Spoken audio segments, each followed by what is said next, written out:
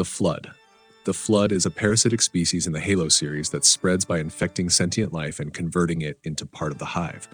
It doesn't fight to win battles, it spreads until nothing is left to resist. Infected bodies are reshaped into different forms. Combat forms use blades and claws grown from their hosts. Carrier forms swell with infection until they burst into spores. Massive infestations fuse into sprawling walls of biomass. All of them act under one will, the Gravemind.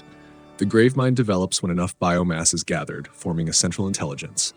It speaks with the knowledge of every absorbed host, using strategy and manipulation to guide the Flood's expansion.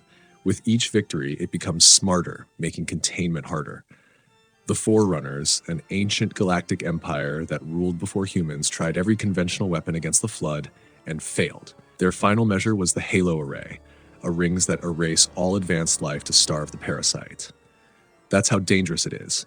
The only way to stop it was to remove its food source entirely. We got Tango. Anyone got any holy water? Necromorphs. Necromorphs are reanimated corpses in dead space, reshaped into weapons by an alien infection.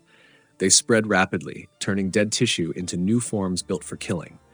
Their appearance depends on the host body. Human corpses twist into combat forms with bladed arms and elongated limbs. Others develop spines like tails or swell into explosive carriers. Some crawl on walls or leap from ceilings. They don't rot like zombies. The infection rebuilds them, making each corpse into a different tool of attack. The source of this infection is the Marker, an ancient alien artifact that emits a signal. The signal causes hallucinations, madness, and death, which creates the bodies needed for infection.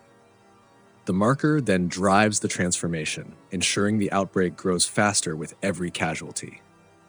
Necromorphs are difficult to stop. Shooting them in the head or chest does little. Their bodies must be dismembered, limb by limb, to slow them down. Even cleared areas aren't safe, since the Marker can reanimate corpses later, using the same bodies.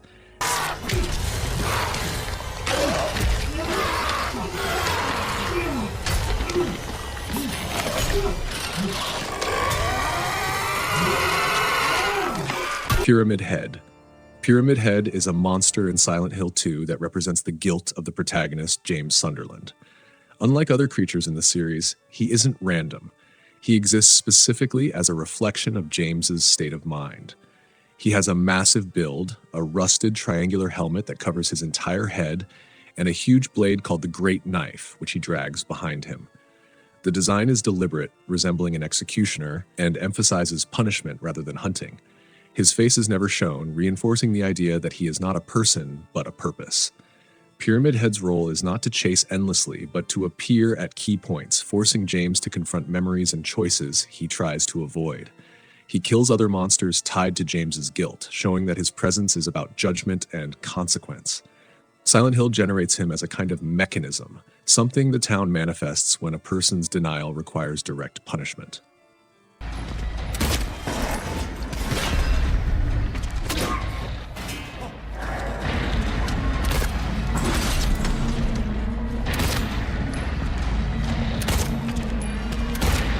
The Reapers. The Reapers are ancient machine intelligence in Mass Effect that periodically destroy advanced civilizations. Every 50,000 years, they return to reset galactic development, wiping out species that have reached spacefaring levels. Each Reaper is enormous, around 2 kilometers long, and shaped like a biomechanical squid. They are built from the genetic material of harvested species, meaning every Reaper was once a civilization processed into a new form. Their voices are low and mechanical, but they communicate with absolute certainty. The cycle doesn't start with an open attack. Reapers weaken civilizations in advance through indoctrination, a process where prolonged exposure to their presence alters human or alien minds. Victims lose free will, slowly serving Reaper goals while believing the thoughts are their own. By the time the Reapers arrive, governments and defenses are already broken. They don't need variety in strategy. Dismantle resistance, harvest the strongest, and repeat. This has worked across countless cycles, leaving little chance for survival. Organics and synthetics don't have to destroy each other. The battle for Rannoch disproves your assertion.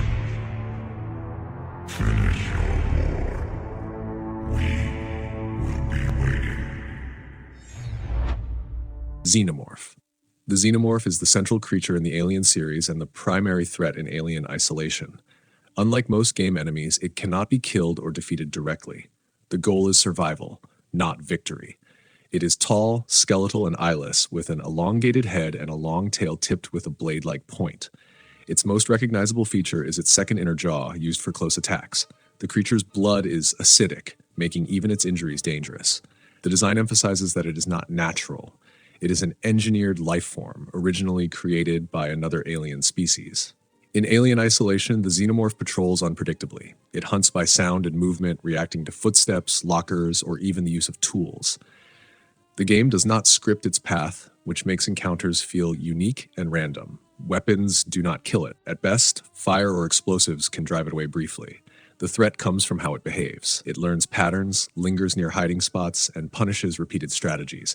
This creates tension even when it is not visible, since you know it could return at any moment.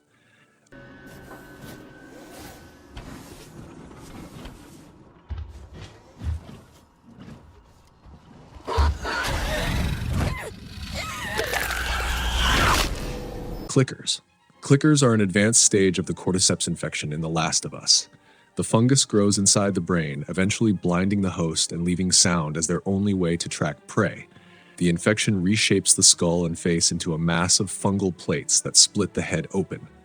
The hardened growths protect the brain while making the host unrecognizable as human. Their skin cracks and stiffens, resembling bark, and their movements become sharp and erratic.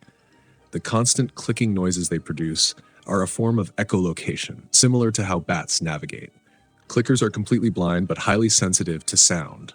Small noises like stepping on glass or opening a door can draw them instantly. They attack at close range with overwhelming force, often killing in a single bite. The infection also preserves motor function, so they remain agile.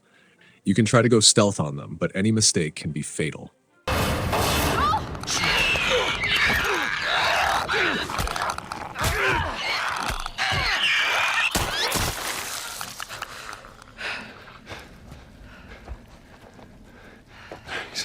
Gaping Dragon. Gaping Dragon is one of the most disturbing bosses in Dark Souls. At first glance, it looks like a massive alligator, but the fight reveals a form that is far from ordinary. Its entire chest splits open into a gaping maw filled with jagged teeth, stretching from its head down to its stomach. The design twists the idea of a dragon into something unnatural, where hunger becomes its defining feature. Despite its size, it moves quickly enough to overwhelm, forcing players to stay aware of every angle. Gaping Dragon attacks with crushing charges, sweeping tail strikes, and sudden lunges with its massive mouth. It also expels acid that spreads across a wide part of the arena, corroding weapons and armor caught in it. Combined with its size and reach, this makes the fight as much about endurance as damage. In the lore of Dark Souls, it was once a noble dragon that became consumed by endless hunger, transforming into this grotesque form. What remains is a creature that no longer resembles its origin, defined only by consumption.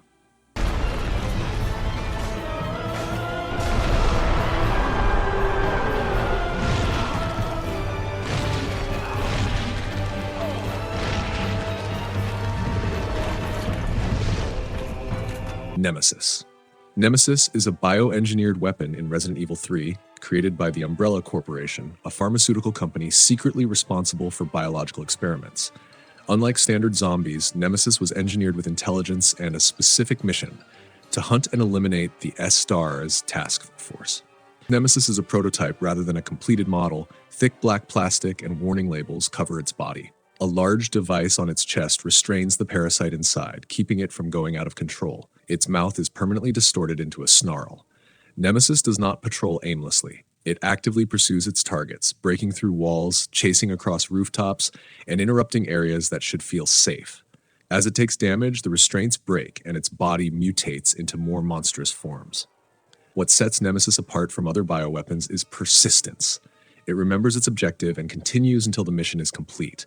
Its intelligence allows it to use weapons, track movement, and adapt to the environment, making it more than just brute force.